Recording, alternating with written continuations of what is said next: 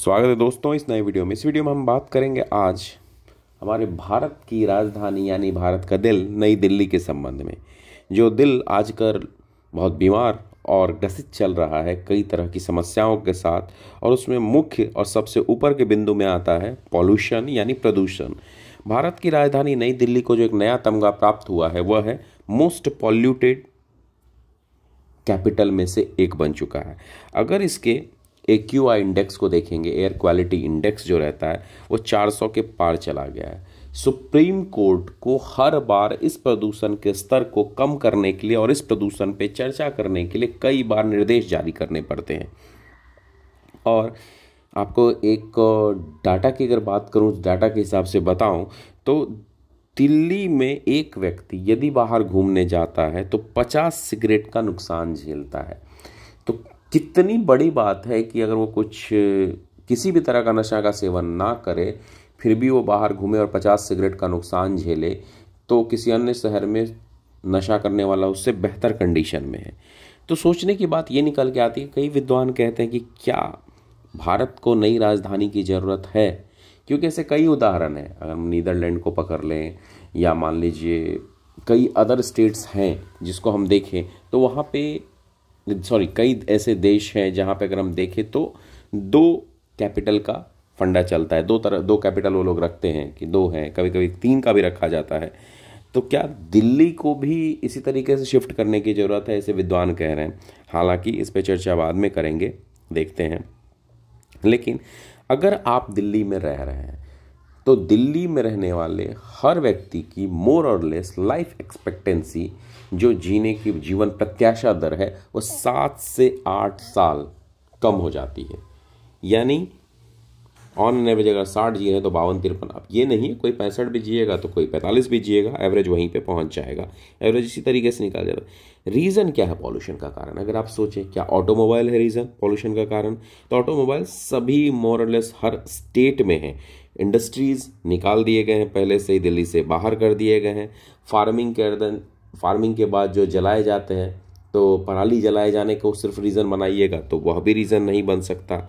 और ये पराली को ही एक रीज़न दे देना, ऑटोमोबाइल को ही एक रीज़न दे देना, या ह्यूमन के ही सिर्फ कारण को रीज़न दे देना नहीं है। और इस एयर क्वालिटी इंडेक्स को सुधारना इतना भी आसान नहीं है। ऐसा नहीं लगता कि ये साल भर में, ये 6 महीने या 4 या 5 साल में सुधर जाएंगे।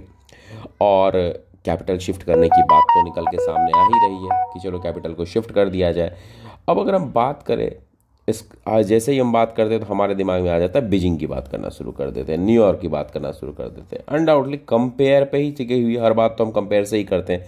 अगर एक बार कंपेयर की देखें, जिसको मैं नहीं विश्वास करता, तो बीजिंग में 2014 का एयर क्वालिटी इंडेक्स बहुत ख़राब था। उस समय चाइना ने ये घोषणा की कि वो एयर क्वालिटी इंडेक्स को ठीक करेगी और उसके लिए $270 बिलियन के खर्चे का अनुमान लगाया गया।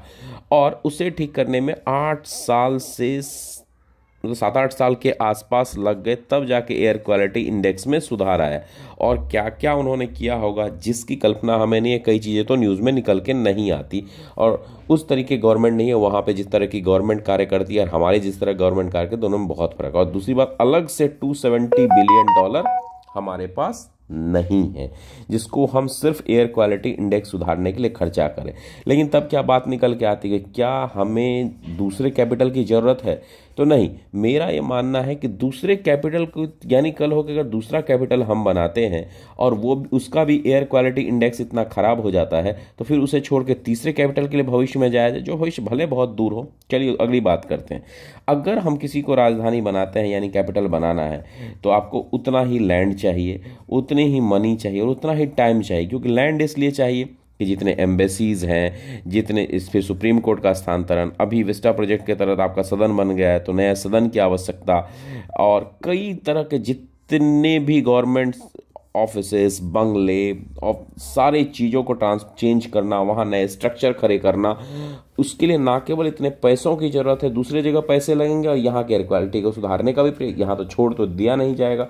ये एक बड़े प्रोजेक्ट के तहत है, तो ये एक आसान चीज़ नहीं है। कह देना अलग बात है, करना अलग बात है। मेरे हिसाब से ये होना चाहिए, कैपिटल वही रखिए, लेकिन जहाँ तक है कुछ एम्बेसीज़ है उसको अलग अलग स्टेट में ट्रांसफ़र किया जाए। एम्बेसीज़ वहाँ से भी वर्क कर सकती हैं। कुछ ऑफिसेस को भले डिसेंट्रलाइज्ड किया जाए मगर अदर स्टेट से भी उसके हेडक्वार्टर को रख के वर्क किया जा सकता है। और इस तरीके से ये इलेक्ट्रिक कार्स आज के समय में ऑटोमोबाइल से जो पॉल्यूशन हो रहे हैं वहाँ पे इलेक्ट्रिक कार्स की अगर बहुतायत कर दिया जाए दिल्ली में, वो ज़्यादा बढ़ेंगे, जो कि पेट्रोल इंडस्ट्री नहीं चाहेंगे, डीजल इंडस्ट्री नहीं चाहेंगे। अगर वो उसमें सब्सिडी दी जाए, छूट दी जाए, ताकि लोग इलेक्ट्रिक कार्स और इलेक्ट्रिक बाइक की तरफ मुड़े, तो इलेक्ट्रिक कार्स इलेक्ट्रिक बाइक की तरफ मुड़े। जिन्हें आवश्यकता नहीं है वो साइकिलिंग पे या वॉक पे ध्यान दें। पब्लिक ट्रांसपोर्ट को भी इलेक्ट्रिक पब्लिक ट्रांसपोर्ट में वृद्धि की जाए और उस इतना सुविधाजनक बनाया जाए कि लोग अपने पर्सनल व्हीकल से मूव करके उस पे जाए, तो ऑटोमोबाइल से मूवमेंट। बाकी जो इंडस्ट्री कचरा छोड़ रही है सभी नदियों में, उस पर ध्यान दे करके इंडस्ट्री के लिए स्ट्रिक्ट रूल्स रेगुलेशंस बनाए जाए और वो स्ट्रिक्ट रूल रेगुलेशन को पालन किया जाए, क्योंकि सबसे पहले जरूरी है मानवीय जीवन, उसके बाद बाकी चीज़ें आती है। अगर जीवन ही नहीं रहेगा तो क्या रहेगा, ये हमने कोरोना में समझ और देख लिया था। तो स्ट्रिक्ट रूल्स को फॉलो किया जाए ताकि पानी का प्रदूषण ना हो और उसे पानी को सुधार किया, जो कि यमुना में दिख गया था। जिस तरह का पानी था छठ के समय भी नजर आया। कोई अदर कंट्री के लोग आएंगे तो वो तो रहेंगे नहीं और ऐसे ही नहीं रहना चाहेंगे। तो ये हमारे ग्लोबल छवि को भी खराब करता है। तो इस चीज़ को भी ध्यान देने के वहाँ पे हम इस चीज़ में भी सुधार कर सकते हैं। और उसके बाद जहाँ तक हो सके पेड़ पौधों के प्रति जागृति फैलाया जाए, पानी को वेस्ट होने से रोका जाए, प्लास्टिक पर कंप्लीट बैन लगा दिया जाए, जो प्लास्टिक बचे हुए हैं उसे रिसाइकल किया जाए। इन सब चीज़ों को अगर स्टेप वाइज देखा जाएगा तो हो सकता है कि $270 बिलियन के खर्चे से बचते हुए, जो कि दिल्ली को मान लीजिए 70 से 80 बिलियन डॉलर में भी काम हो, लेकिन अगर वो स्ट्रिक्टली फॉलो होने की जगह पे कहीं वो बिचौलियों के बीच होते हुए पता नहीं 70 रुपये भी ना पहुंच जाए, प्रदूषण को सफाई करने के लिए 70 रुपये भी नहीं पहुंच सकते, ऐसा भी हो सकता है। तो अगर सही तरीके से सही मंशा के साथ काम किया जाए तो शायद राजधानी को ट्रांसफ़र ना करना पड़े और इसकी एयर क्वालिटी इंडेक्स में सुधार किया जा सकता है। क्योंकि इसका रीज़न ये है कि बीजिंग हो या कोई और कंट्री, उसके जोग्राफिकल और अदर कंडीशंस में भी डिफरेंसेस हैं जो फ़र्क लाती है। तो उन सारी चीज़ों को देख करके देखा जाए तो किया जा सकता है। फिलहाल तो ये बात कि दिल्ली मोस्ट पॉल्यूटेड कैपिटल में से एक है। अपनी आप सुरक्षा जरूर रखें और स्वास्थ्य का ख्याल रखते हुए जहां तक हो सके मेजर प्रिकॉशंस लें।